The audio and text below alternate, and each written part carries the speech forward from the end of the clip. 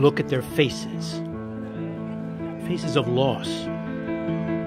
Homes, villages, even countries lost. Their harrowing stories are of fear and flight and courage.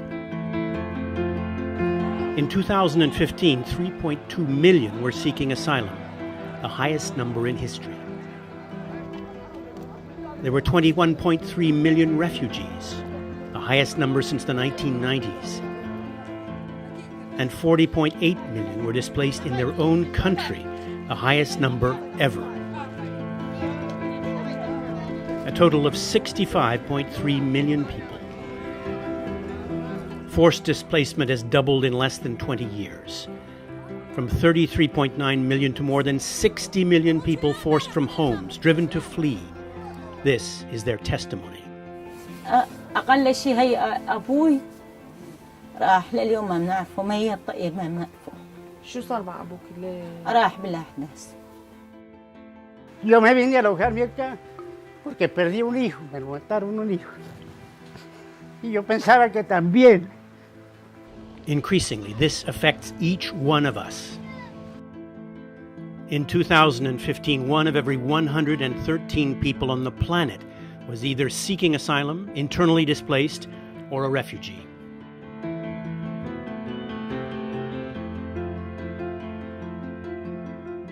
Every minute, 24 people were newly displaced in the world.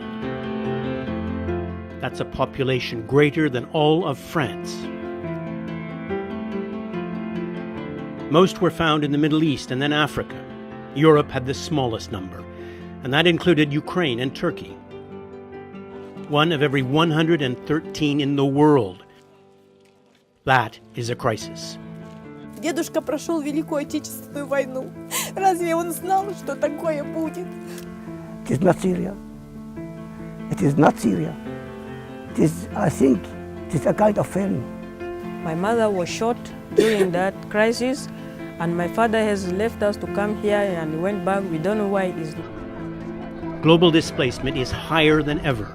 The main highlight is that we have an almost 10% increase of people on the move, refugees, displaced people, asylum seekers from last year. This is not good. And we should not forget, 90% of those people are not in the rich world. They are in developing countries, in middle income, poor countries, but it is the magnitude that strikes the most. Most of the world's refugees come from 3 countries: Syria, Afghanistan, and Somalia.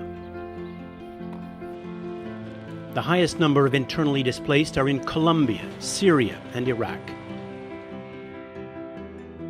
In 2015, 51% of all refugees were children, and almost 100,000, 98,400 exactly, were alone, unaccompanied or separated from their families. Those who flee bombs and terror find their suffering isn't over. Hundreds have died in dangerous sea crossings organized by illegal smugglers. And thousands more are blocked far from their goal, and many are simply pushed back. Instead of developing better asylum systems that are hospitable, that recognize the hardship and the difficulties and the reasons for people to flee, barriers are erected. And the barriers need not be physical. Sometimes they are legislative barriers. We see this in Europe. We see the lowering of the threshold in the quality of asylum law. The numbers increase alarmingly. The numbers are people, individuals torn from peaceful lives, driven into danger and exile. Sympathy is not enough. Money is not enough. Action, bold action, is needed to deal with a crisis spanning the world.